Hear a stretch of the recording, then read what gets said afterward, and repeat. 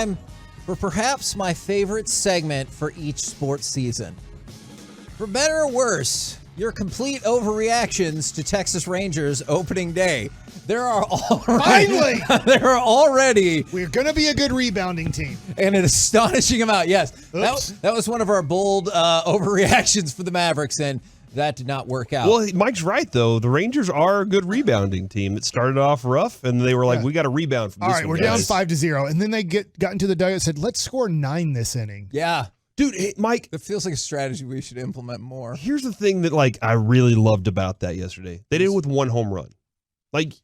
True. They put 9 runs on the board and only had 1 home run in that inning. Okay, and that's awesome. If we're going to talk about that, can I shout out Josh Smith? I thought that was a really heads-up play with the lead where he was able to score on the wild pitch? Yeah, thought it was a foul, ended up being a wild pitch. He was able to score because I thought he cheated over off of third. Oh, no. That was the Nate Lowe grounder that the pitcher had to flip. He hustled hard on that. He had no shot, but he almost made it happen. Josh Smith scoring on that play, I thought was really heads up. Yes. I mean, his bases were loaded. Yeah. But him being able to score, I thought was because of the heads up lead that he had established. And to your point, watching that with my son, I said he never looked at the ball. Once he saw the ball on the ground, he put his head down and ran as fast as he can. So many times, you'll even see it in the major leagues, guys will look at the ball and kind of follow the play. Is he going to throw it home or is he going to, spin and throw it to first? That slows you down. Yeah. At no point do you see track runners decide, hey, let me look over to my left and to my right and see if it, that is slowing you down. Now, I know that every once in a while you'll see a track star take a peek. But I'm like, when you know the ball's on the ground and you have to run home, what's the point at looking at the ball? If you've hit a ground ball to short, what's the point in looking and seeing if he's making the play? You know that you've hit the ball to the shortstop. Just put your head down and run to first base and run through the base. So I use that as an example of how hard Josh Smith put his head down and ran as hard as he could into home plate, sliding head first. Now, which I'd rather you slide feet first. Yes. Slide head. He hustled. It probably won't surprise you to know a lot of the immediate overreactions. From the 903, deGrom is $1 billion bum. From the 281. We didn't give him $1 billion. Yeah, that's true. deGrom and Dak are both overrated and overpaid. Poor Dak got thrown out there. Although there are positives, too, from the 903. The Rangers scored double-digit runs in every game. And let's be realistic. You can't win them all. So 160-2. Okay. Will you accept that, Corey? You might be resting for the playoffs. Yeah, that makes sense. Okay. But if that's the case, Mike, lose 2 in September. At this point, after yesterday, I have enough faith in whatever arms they bring up for that day. They're still getting dubs. So, I don't know, man. I still think if you have the chance, go for it, When we're back on Monday, are they undefeated? Oh, yeah. Cole Reagans getting the win. I mean, we saw Cole Reagans pitch well in spring training, and then he gets the win on opening day. How many pitches did he throw, by the way? Let's not check that. He threw 5 pitches and gets a win. That's amazing to me. Yeah, I had a friend message me yesterday. I think there's some very serious betting going on. And he was like, hey, why does Cole Reagans get the win here? This doesn't make sense. Or it had something to do, Mike, with his fantasy baseball team. I think that may have had, he's like, hold on, this doesn't make sense to me. But man, Cole Reagans comes in, does well. I think this team is going to lead the league in strikeouts this year as a pitching staff. Well, that's my overreaction. I mean, we're going to need to because Jacob deGrom's on pace to have an ERA of 12.27 for the season, whereas Cole Reagans is on pace to go 162-0 as well. So those are pretty impressive individualistic. He'll beat Mike Marshall's appearance record. He has to appear in every game. Yes, which I think the record is 106. Oh, well, he's going to destroy that. On the flip side, Adolis Garcia and Jonah Heim will be battling each other for the batting title as they both seek to hit 500 for the season. So I went to look, Mike. This is wild. Who leads the ML? Yesterday, the Rangers had 13 strikeouts as a pitching staff. All right. Like we registered 13. As a pitching staff, we struck out 13. A lot of times well, I'm assuming maybe this. I'll just go off of, I do know that Garrett Cole struck out 11. So they might have They have 16. Okay. They're second. Oh, the Padres have 17 strikeouts. Yeah, you know what? Thanks a lot, Blake Snell. That's a -7 on my fantasy team yesterday. Good God, 17. He did strike out a lot of guys. And the Giants had 16. The Rangers are tied, Kevin, for 5th place in strikeouts right now after a 13 strikeout outing yesterday. I will say it is weird that Cole Reagans did get the win. So to your friends, he pitched in the 4th inning and then didn't pitch in the 5th. And usually you'd give the win to Brock Burke. Yeah. That is interesting that they gave it to. It is the scorer's discretion. It's the scorer's discretion on who to give the win to. It does not have to be the guy who was of record in the 5th inning. For some reason, the win was given to Cole Reagans, which is interesting because Brock Burke pitched the 5th and 6th inning.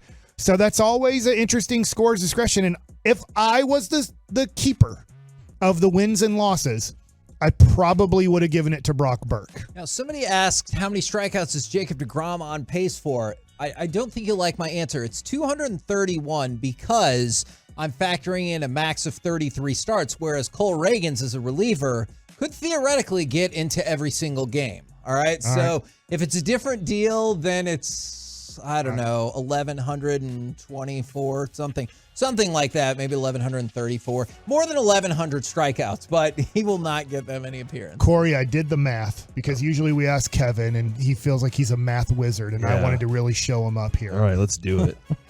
Last year, the Rangers' OPS was 696. Do you know what the Rangers' OPS is this year after one whole game? It is 952. That is, Kevin, a 256-point adjustment. If the Rangers can hold this and have a 952 OPS for the year, I don't know how they don't go undefeated. I don't think they'll go undefeated. What's wrong? They're tied for 6th. Or lose 2 games. The Orioles have a 1.179. I don't know if they'll go undefeated for that exact reason, but that means your average OPS is that of an MVP candidate. Yes. So I can't wait to see. They're like, well, it was a tough decision this year. We went with Seager over Simeon, and then Lowe finished 3rd. Garcia finished 4th. Most shocking turn of events in the history of MVP voting. I'm typing it in right now just to show how unbelievable this player's career has been. Right now, OPS for his career, because I just said 952. I mean, the Rangers freaking mashed the ball yesterday, right? 11 runs in 8 innings because you don't hit in the 9th when you're winning. And you're like, man, 952. That's unbelievable.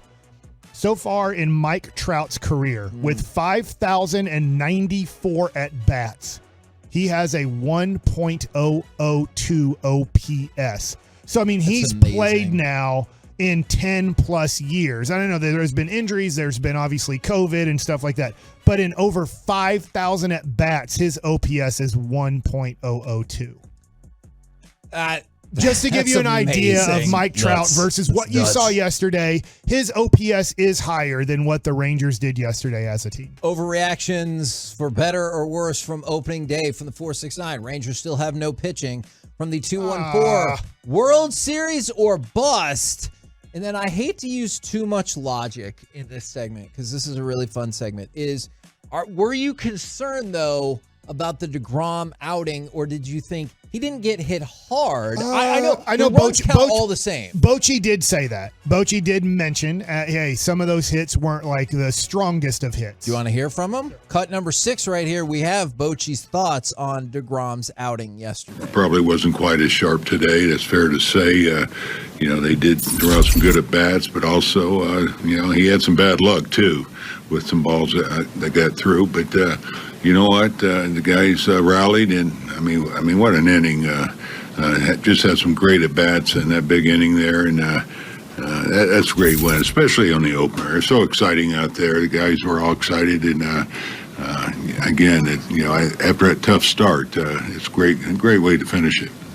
And the second inning, where he gave up 2 runs, he gave up the Nick Castellanos double and the home run to Alex Bohm.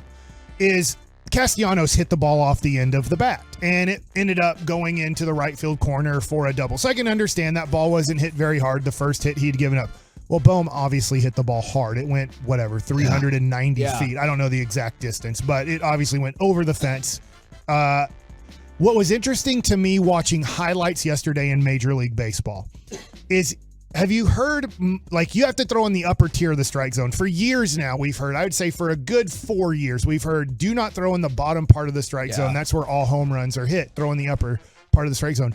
Watching MLB's quick pitch yesterday, watching Alex Bohm hit his home run, watching Robbie Grossman hit his home run, watching other guys hit home runs around Major League Baseball in the highlights. You know where all those pitchers were? The upper part of the strike zone. Under the strings. It's been for, I don't know, let's just say 50 years before, when home runs started becoming more general. When Babe Ruth was hitting home runs weren't happening except from one person in baseball. But it was always, if you throw in the upper part of the zone consistently, you're going to get hit hard consistently. And I think that's coming back. For some reason, there was this weird adjustment of don't throw the ball in the lower part of the zone. They're all home runs. And yes, Mike Trout loves the ball in the lower part of the zone. You have to, different guys are different. But for the most part, in general, if you're throwing kind of belly button to thigh high, you're going to get hit hard. And if you throw above the belly button, it's a ball. It's too high. And yeah, at times you get guys out throwing the ball too high, but I thought Jacob deGrom missed too much of the middle part of the plate yesterday. It just goes to show, even if you are throwing 98 to 100, if you do miss your spots, especially in the middle part of the plate, major league hitters will turn it around and usually hit the ball pretty hard. And then the other thing I'm wondering is are we going to hear more and more this year, dude, throwing in the upper part of the zone, you have to set that up. If you do not set it up, it will get hit hard. And at times, those are the pitches that usually get hit out of the ballpark. The balls that are belt high, belly button high, those are home run pitches. The balls that are around the knees, you're going to have a better chance. I saw your face. Sorry. I just realized what I said. You're going to have a better chance of having a positive result as a pitcher. Kevin, I'm sorry if you read this and I missed it. I was uploading that Kinsler video that I love so much from yesterday. Where he was like, "You're damn right. That's what I did." Did you see Jason Stark's stats on deGrom yesterday? Ooh, maybe not. All right, deGrom is a Met. 464 Philly hitters faced, 1 triple allowed in 2017 to Andrew Knapp. Against the Phillies, 464 at bats.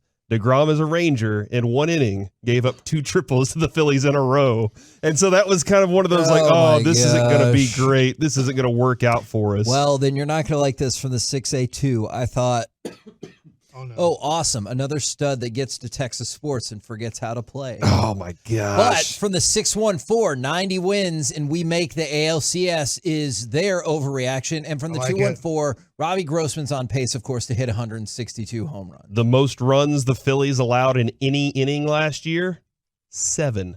Oh! We gave them 9. The most runs the Rangers scored in any inning last year, 7. And we put 9 on them. So you know what that means?